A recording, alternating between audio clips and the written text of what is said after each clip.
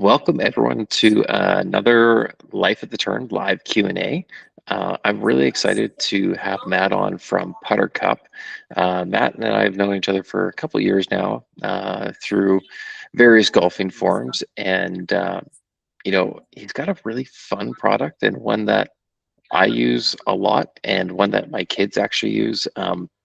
Not always for the intended purposes, I will admit, but it still gets a lot of use. So, Matt, I'm going to turn it over to you. Why don't you introduce yourself and the brand you represent? Yeah, hi everybody. My name is Matt Davis, and I am the inventor of three different training aids, all under the PutterCup moniker. But been golfing for a few decades now. I won't say how many, but saw an opportunity to create some products that help people get better at putting, but in a really low effort way. And been around for a couple years now. Things are going great, and it's really cool to connect with you here, Jamie. Yeah, and I think like we first connected with just kind of a random message on another Yeah. golfing forum, and things kind of progressed from there and snowballed from there. And it was kind of cool to see that your brand and yourself, you were able to get integrated in a little bit more publicity. And then all of a sudden, remember seeing a video with Sam from Lab Golf that you were hmm doing with hmm him. I think that was out hmm in Oregon as well. Yeah, I had a chance to visit lab headquarters August of 2024, I want to say. Okay. Yeah. And yeah, so some context for the group, right? Like I'm a solo inventor entrepreneur, still have the full-time 9 to 5 while I grow the Putter Cup business as my passion project. Um, Yeah. So like when we first met Jamie, right? Like it's kind of that entrepreneur grind, reaching out to anybody who wants to check out a cool new product, and graciously, thank you for doing so. Because yeah, that was one of the kind of first really cool moments of starting to get the word out. Yeah, and I mean, I'm gonna skip ahead a little bit, but when Sure. we talked maybe a month ago, you told me this really cool story of what you're doing at the PGA show Yeah. to try and get that word out. And I think I mean, it speaks to your effort and your ambition in trying to get this to work. It's a really good representative story. So I was invited to the PGA show in Orlando. It was my first time. I was invited to speak on some panels as part of their inventors spotlight area where a lot of new products are showcased, which means I was there, had my ticket in to this giant venue, but I did not have a booth, right? Like that wasn't why I was there. But one of the three products, which we'll talk about later, it's a portable golf hole. And so while I didn't have a booth, there were a lot of putting related companies that did have booths, but had no hole to putt to. So, for example, you think about like Sam Putt Lab, or some of the other motion capture companies, or even manufacturers. Right, there was a big community putting green with maybe 4 holes on it, and 10 putter companies around it. And so, the opportunity to just go to all these places and say, "Hey, would you like a hole to putt to?"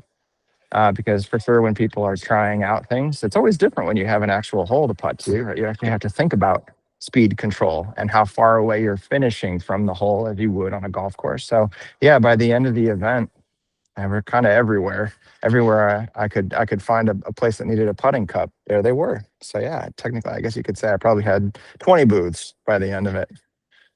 That's perfect. So we kind of teased it a little bit, but why don't let's see the product. Let's see kind of Sure. the first one that you came out with, and then we'll kind of dive into a little bit more step by step the others. Sure. So it's a fun story. It was the night before Thanksgiving of 2022. I know that because my son was sick at the time. He woke up in the middle of the night, needed some help.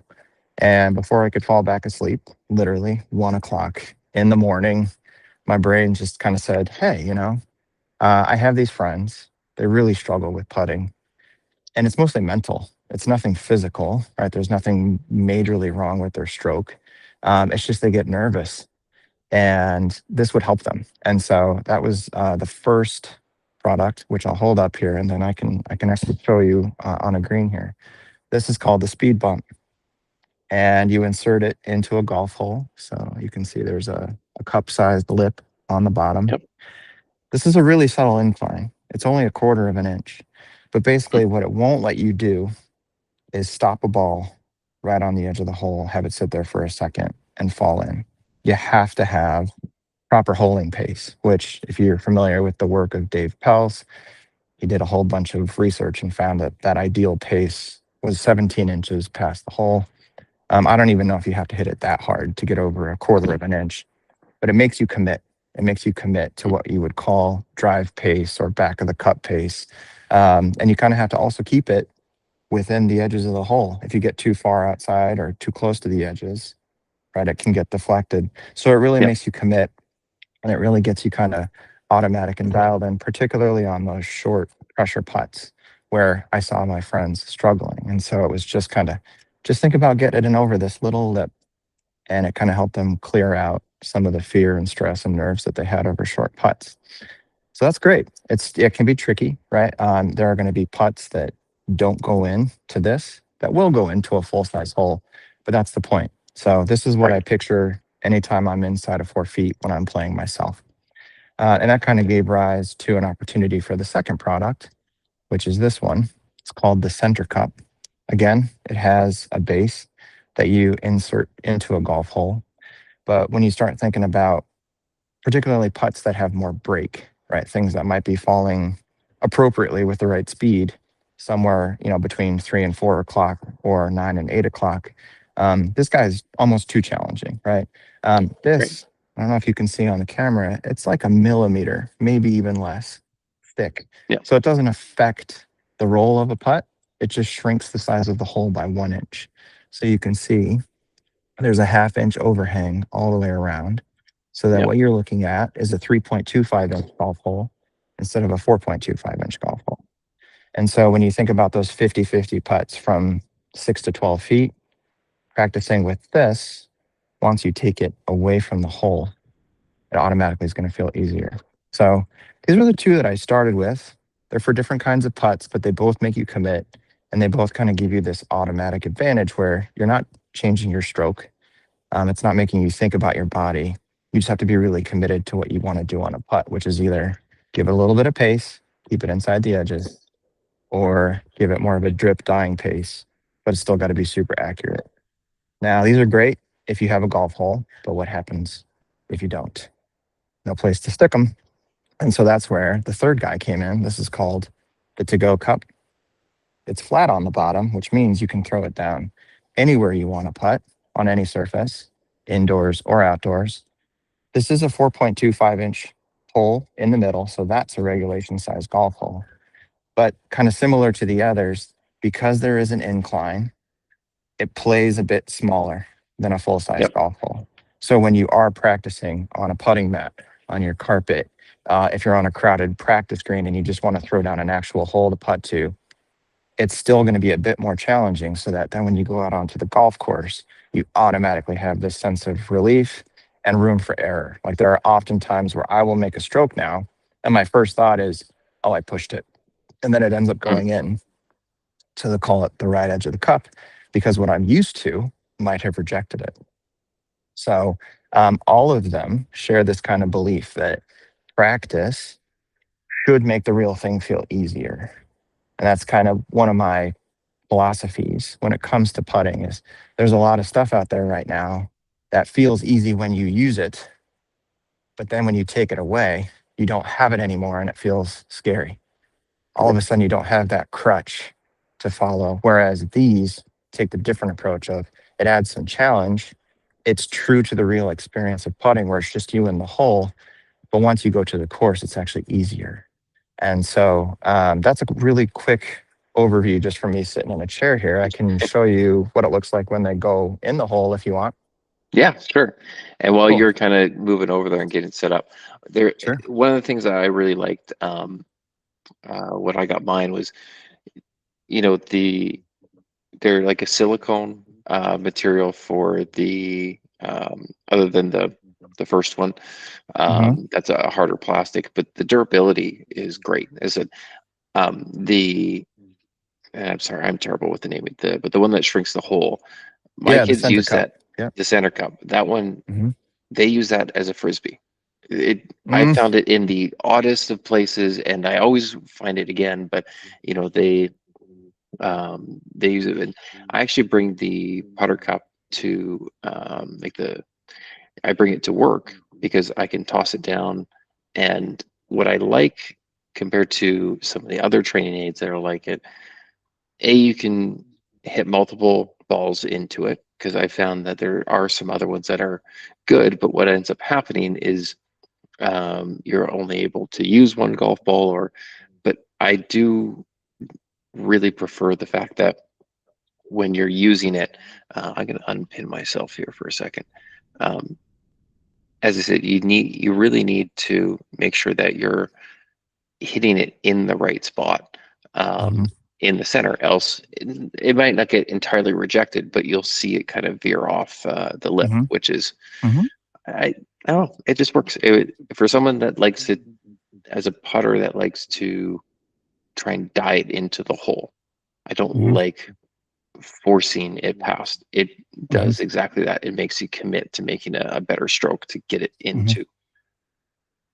Yeah, I'd say a couple. You mentioned a couple of things that I'll pause to Yep. emphasize, and then I'll show you what it looks like when it's in the hole. Number one is whether or not they were using it for the right things. You've mentioned that your kids can also use this. When you think about the building blocks of good putting, it is first speed control and committing to a speed. And some folks, you mentioned like yourself, you have a preference for kind of dying it at the hole. I actually mix and match. It really depends on the putt. On some Mm, 6 foot putts, I'm trying to keep it inside the edges of the hole. On other ones, I'm okay if it, you know, if it ends up finishing an inch away from the hole, that's okay because it was kind of maybe a scary or higher risk putt, like a downhiller or one with more break.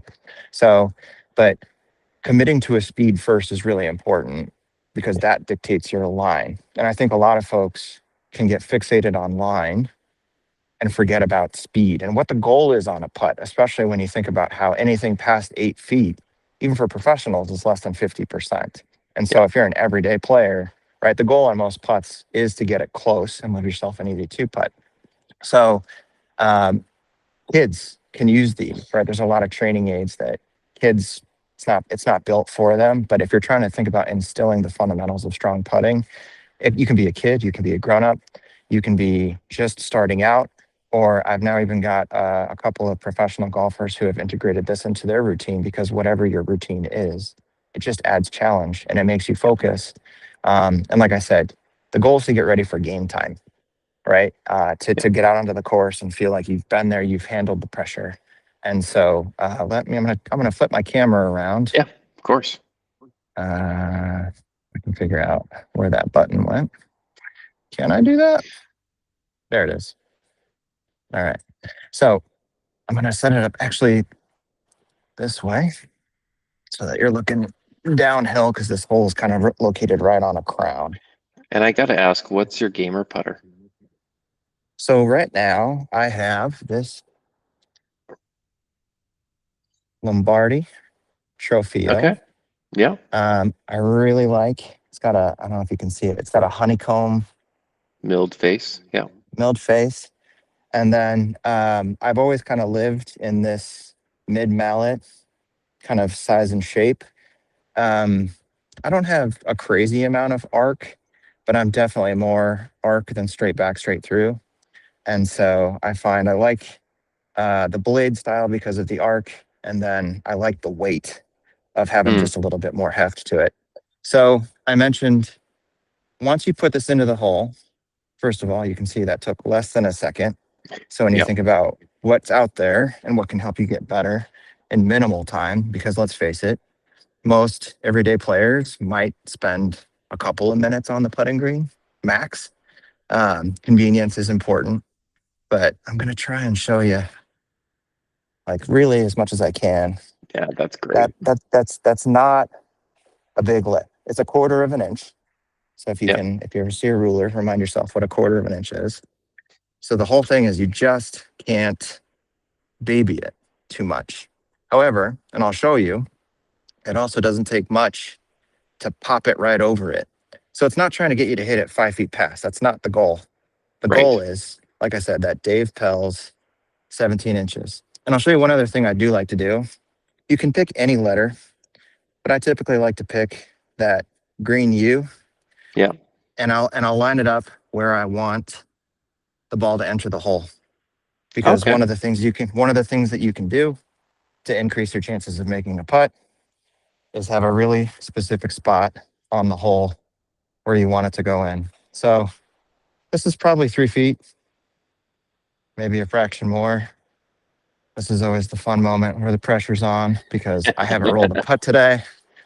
But I'll tell you what I'm going to do. First, I'm going to try and leave it just short Okay. so that you can see what it's like. Right. Yeah. So It looked that like it just, wanted to go over the edge, but just yeah. not So quite. that very likely would have fallen in right Yeah. around, call it 7:30, 8 o'clock, but the line wasn't right. So it has to be an almost perfect putt for it to go in. Right. Like that would have gone maybe 8 to 12 Yeah. inches past the hole. Now let me show you how easy it is to pop it over.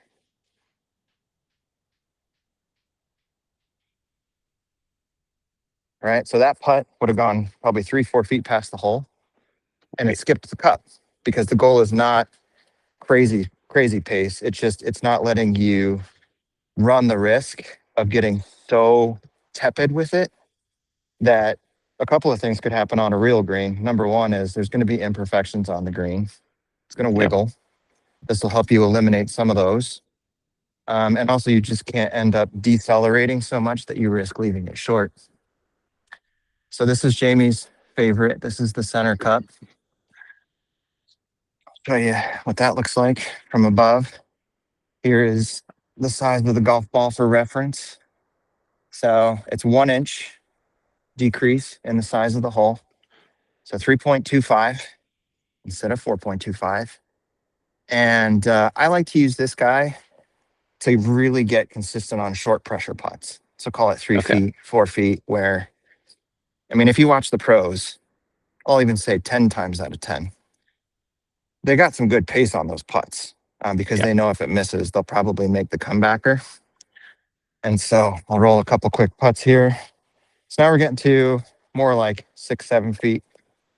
I'll see if I can hit the hole so that you can see what it looks like. Right. So That might have would have been a been little bit too much. close to being in, Might have maybe been in, too but much. Might have been too much pace. And that's right. So that one would have oh, gone in. yeah. 100% that would have gone in. But I'm not changing my stroke. I'm not thinking about anything. I'm committing to that green U, Yeah. and I might be 2 for 2 right now if I had a There full you go. size hole. So I'm now dialed in, right? So these are great if you have a golf hole, but if you don't, now I can just roll a few to the third one, and then I'll show you one last kind of cool thing about it. So this guy is 1/2 inch in height, Okay. and it's over a slightly longer, kind of call it width, than the speed bump, but it's still that kind of Dave Pell's 17 inches past the hole philosophy. And it does play smaller than 4.25 inches. So if you're just putting in your living room or anywhere you want to, if you're on a boring conference call, let's see, is that phone going to stay or is it going to fall? I'm Eh, trying to get you set up here so that we don't have too much Blair Witch Project while we're, yeah, so that going, roll a couple of quick putts. So the cool thing about this is, again, it's really deliberate practice. Like I like to joke that my biggest competitor is the coffee mug. And the cool thing about this is it will really capture it or not, just like on a golf course, right? So probably goes in on a golf course on that line and speed.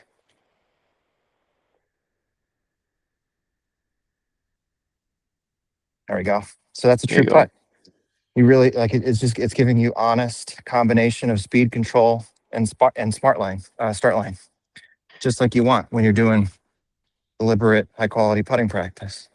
Well, and the other benefit, like if you take this out to a putting green and you are struggling with downhill left to right putts or uphill, whatever, you're not hoping to find that putt somewhere on the green. You're like within a cup that's already cut. You can toss down that and you can start those putts that you're struggling with. You just need to find the right slope on the green. Mm-hmm. And I've had some of my customers from warm weather states where they have Bermuda greens talk about how towards the back half of the day, usually one side of the cup is getting pretty fried. Hmm. The grass kind of dies Yeah. depending on which way the water runs off. And when you throw either of the hole inserts into the hole, it's giving you that fresh cut cup again. Okay. So you're not Yeah. right. You don't have half of a nasty cup. So I'll show you one last thing, and then let me know what you want to chat about. I'm always happy to talk about putting because Jimmy, I don't know if I sent this to you. So a few months ago, I launched a putting fundamentals course on the Okay. website. Yeah, it's called the I think PutterCup Protocols. I did It's see.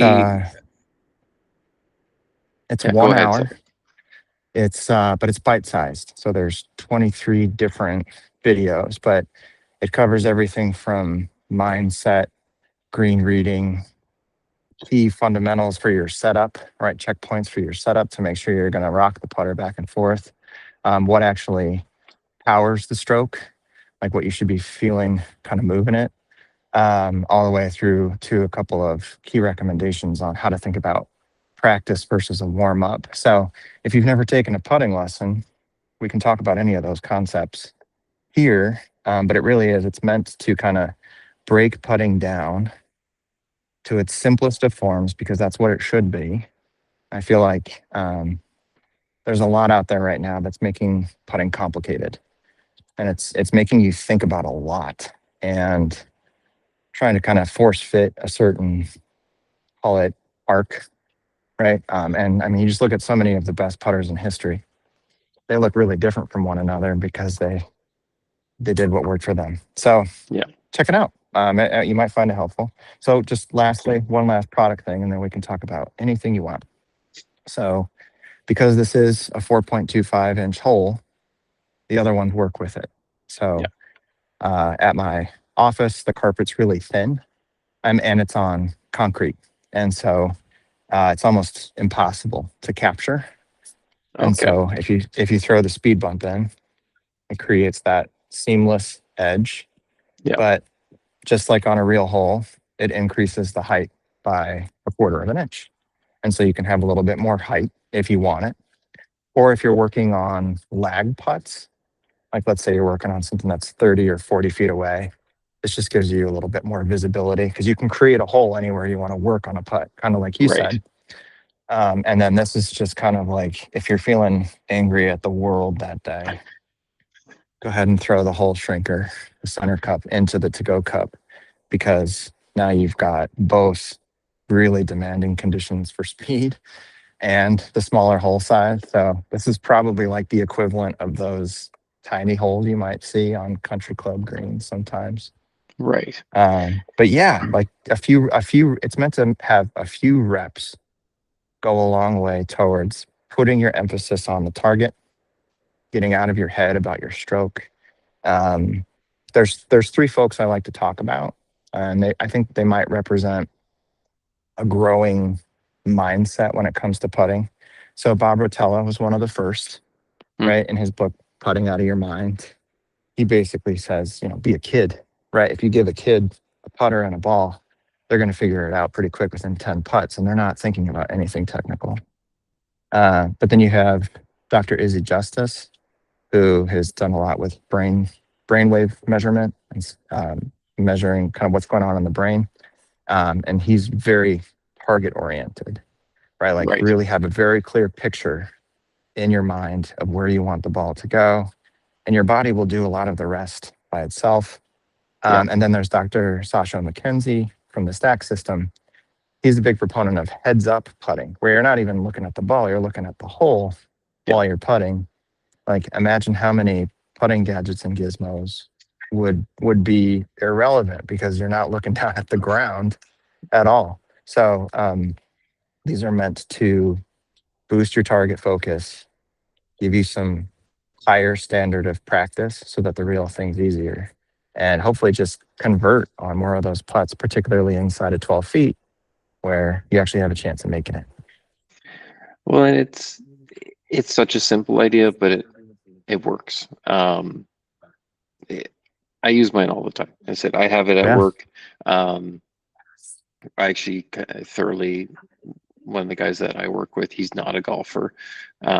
He only putts around because we have it in our shared office, and the fun and frustration he has with it is it makes me laugh. Like he tries so hard, and he's a bigger guy, so he doesn't really have he's a hockey player, so he doesn't really have that touch.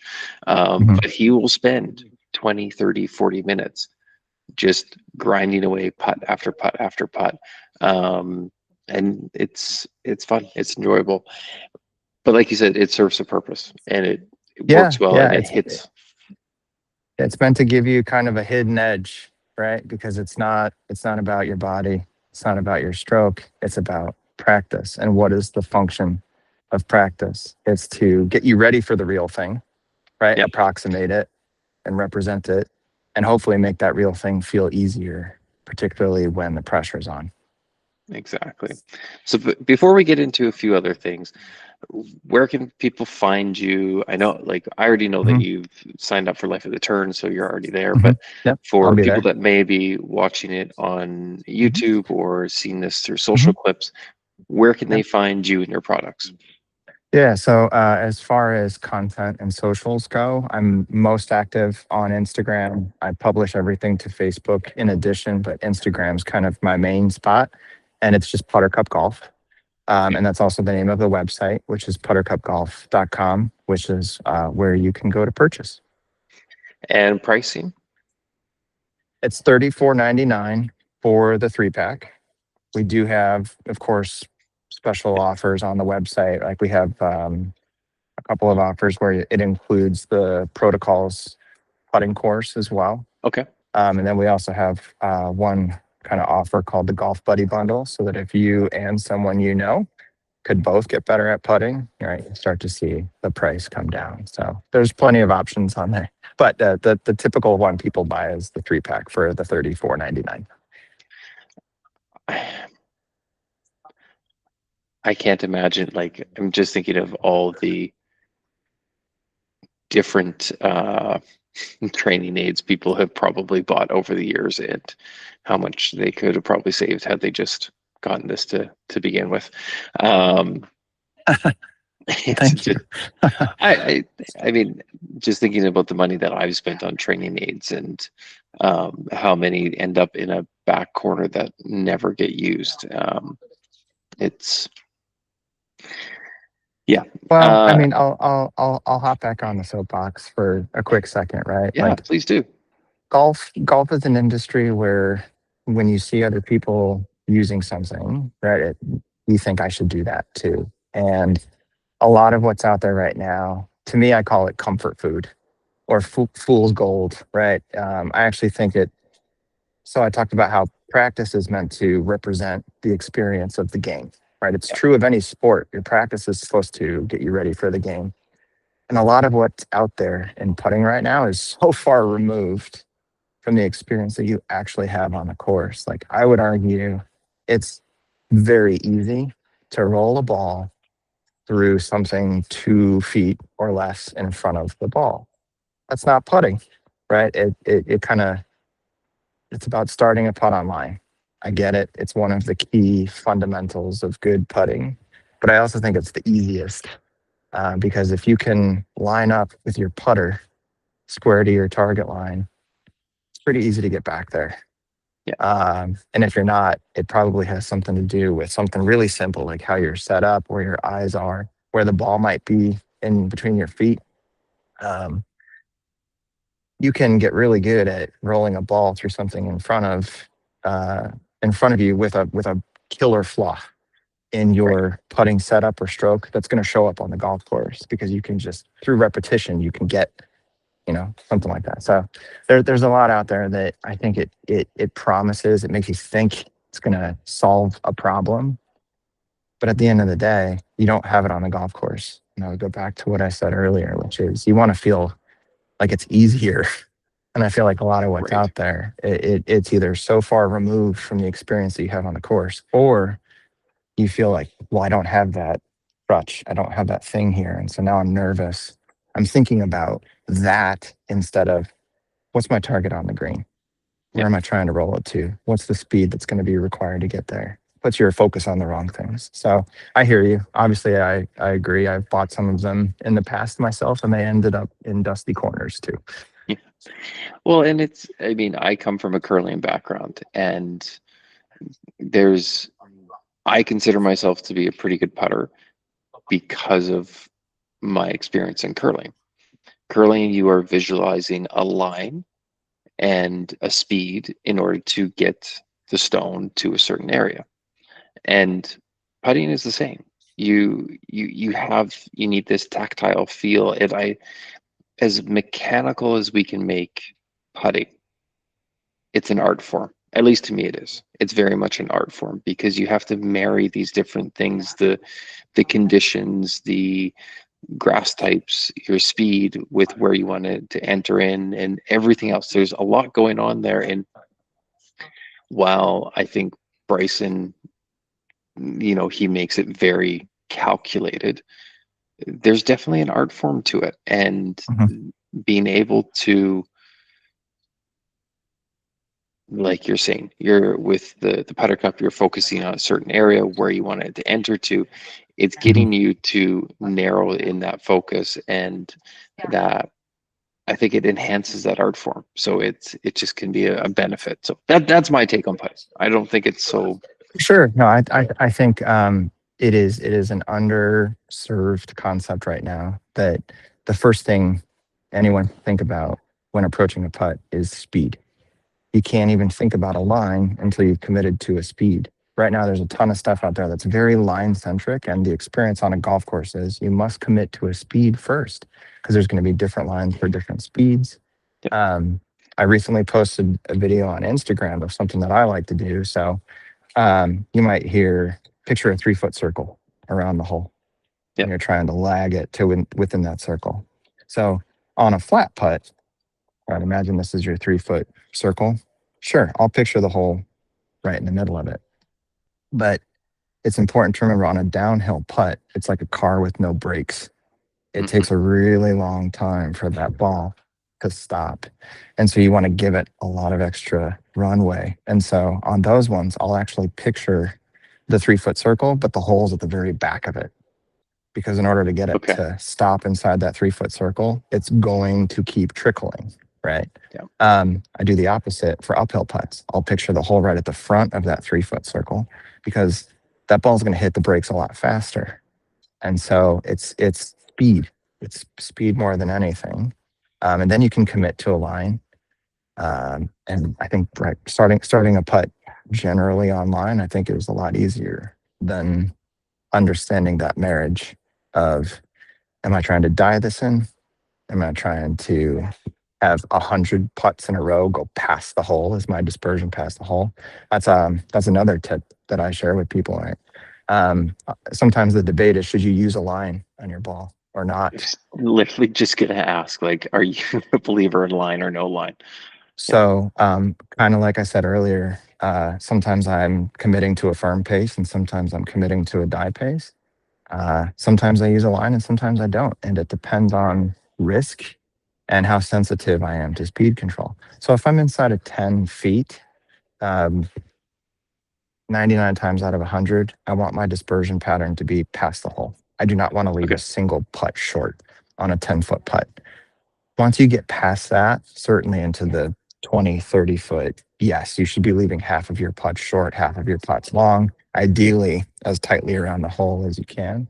So if I'm not concerned about leaving it short, I'll use a line because Okay. call it like my margin of acceptable speed is bigger, right? Like I'm okay if it's within this range as long as it's on line. That will typically be shorter putts and putts without too much break. Right. Once you get to putts with more break, longer putts where speed is the thing I want to focus on more than anything, I won't use a line because I feel like if I'm fixating on the line, my brain can only focus on one thing. And Yeah. so I really want to have a really clear image in my mind of the speed. How quickly do I want this to roll? And I accept if it goes in, it goes in. As long as it finishes close, I'm happy. So sometimes I do and sometimes I don't. For we're going to Sand Valley soon, and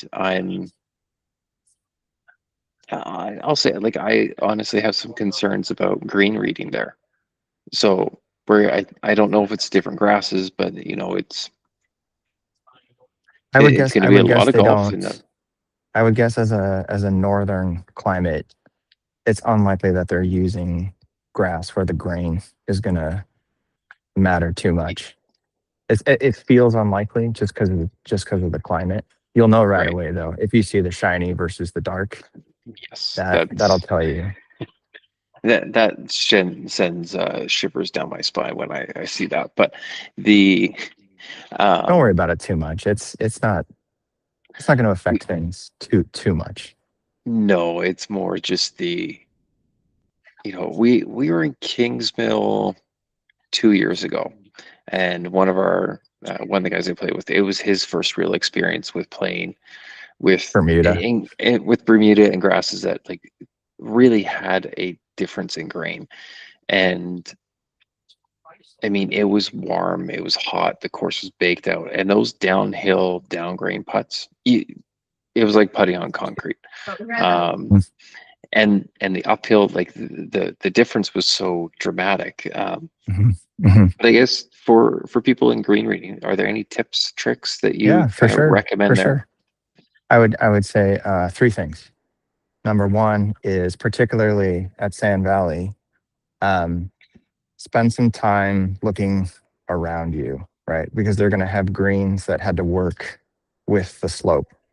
And so Mm, if the hole to your right is higher than you and the hole to your left is lower than you know which way water is going to run. That's kind of the ticket is where would water go? Because they okay. need greens to drain. And so if you see kind of surrounding areas, that's your first hint. Your second hint, if they have it, is actual drains, right? So sometimes Mm, for areas where there's drainage issues, they'll actually have a drain next to the green. That's a dead giveaway of where water would go. It tells you yeah. which way is down. Um, I'm not a huge uh, aim point. Like I don't have a green reading system where I'm trying to calculate percentages and therefore amounts of break. But I will use my feet as a quick sanity check because Yeah. sometimes golf course architects are tricky sons of guns. You'll look at a putt and it's uphill, and then you'll go to the other side of it and it looks uphill again. I'll use my feet, and honestly, if my feet don't tell me anything, then I'll just kind of cancel it out and say I'm going to opt not to try and find break where I'm trying to find break. So for sure, look at the surrounding terrain. Look for where water would drain around a green. But the last thing I would say is like I know you're doing a lot of indoor putting on a mat, short putts. So you've probably got a pretty solid stroke grooved, right? Like so when you're on the practice green, don't worry about your stroke at all. Yeah. Spend your time on different distances. So I like to figure out um, sorry, backing up. I like to try and keep my tempo the same always. It doesn't matter how Okay. long the putt is. Yeah. Um, Average tour pro is 76 beats per minute. Okay. So if you can kind of keep that tempo the same, you figure out what length of backstroke goes 10 feet. Figure out what that is for the day. Then 20 feet, then Mm, 30 feet for a flat putt. yeah. And then if you're looking at a downhill 30 footer, you might go this is probably going to play like 10 feet and you know what your 10-foot stroke is. So Right. I think that's probably, if you only have a few minutes on the practice screen, I, honestly, you may not even need a hole unless you want it to be one of the to-go Oh, cups so that you have a we are going to be visual. using those. Yeah, We have a yeah. lot of fun stuff that we're going to use them for. Yeah, Um, if you have more time and you have a hole to putt to, of course, all three of these rings are going to help you. But if you only have a few minutes before a round, by far the number one thing that's going to save you strokes that day, especially if, like yourself, you've had a chance to kind of groove your stroke on a straight flat putt indoors, yeah, is figure out what's going to roll 10 feet, 20 feet, 30 feet, and then just take that with you onto the course, adjust for uphill, downhill, and your lags should be pretty good. it's funny because I've never really thought of that before. There you go. Use it. No, I've never like thought of that because it's kind of interesting because in again, I'm going to use curling as an example because I've curled for 30 some odd years. Um, we would use split times from like one line to another line, and we would do our kick. So like I could get in now and I could throw what would be like a 3.6 seconds from the back line to what they call the hog line. And some arenas that is going to be the perfect speed. Some it's going to be slow, some it's going to be fast.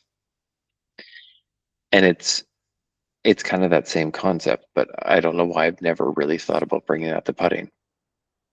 Oh, and And I'm a big proponent of not thinking about anything while you're putting except your target, right? Really being committed to rolling the ball to a spot. And so, if trying to like, as long as you're taking the same stance every time, right? Like sometimes you can say, oh yeah, if I take it just to the inside of my back foot, that's a 10-foot distance. Outside of right, my back foot is a 20-foot distance. But if that's too much thinking, right? Like too much like processing frontal cortex stuff, yeah, um, it's more just what's that feel? What felt like 10 feet on a flat putt, so that then you can kind of quickly say, wow, this is going to play like a 3-footer. This is going to play like a 20-footer.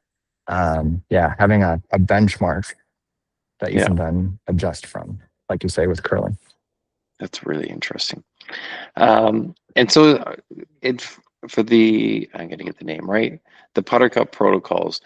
Mhm. Are there any other tidbits that you can kind of give us in what what people should be interested in when they're looking for this, other Yeah. than just getting better?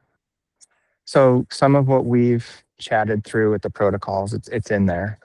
Yep, We go into more detail on kind of what matters and what doesn't, right? Like within a range of checkpoints with your setup, like I like to think it almost just has to do with your physiology, right? Like right. everyone's got different height, torso, legs, arm length. So the way you stand to the ball is going to, as long as you're rocking the putter the right way, you're going to have some amount of arc. As long as you can Yeah, return the putter face square at point of impact, don't try and manipulate it. That's the worst thing you could do. Is try to fight what just feels like a natural acceleration. Yeah, I mean, it's just like simple concepts. Like when you're putting, imagine an airplane taking off into the equator of the ball, right? Because you want to have a yep, slightly ascending stroke, so you're imparting smooth topspin. Um, One of the Instagram videos that I posted that went the most viral was you putt like you're rocking a baby. You wouldn't rock a baby by shaking it with your hands and forearms. You would rock a baby with the big muscles of your chest, shoulders, back, right? yep. That's what produces that kind of cruise control acceleration of the putter, or steadiness of the putter, I should say. So you're not thinking about, I got a long putt, so I better hit it with my hands. No, rock the Right. baby, take the putter farther back for longer putts. It's all that kind of stuff. But like I said, we talk about green reading, we talk about setup fundamentals. We talk about different kinds of practice. So yeah, there's like 6 different chapters. There's 23 videos, so it's hard for me to remember everything at once. But it's all meant to be not rocket science. It's supposed to be really, like I said, breaking cutting down to its most fundamental basic pieces so that it's really easy for you to just go out, figure out what works for you within some guiding concepts. And at the end of the day, two putt most of the time, three Yeah, putt as little as possible, and hopefully sneak in a few bonus one putts in there too. exactly. Matt, I got to thank you so much for coming on. This has been fantastic. Not only talking about your everything that you've built with PutterCup, but also about all the a bunch of the nuances. I'm excited to go kind of do a little bit more digging now, and appreciate the advice. But as always, thank you so much for your time. Really, really appreciate it, Oh, and love what you're likewise, doing. Jamie. Hey, and looking forward to participating in Life at the Turn. Wonderful. Okay.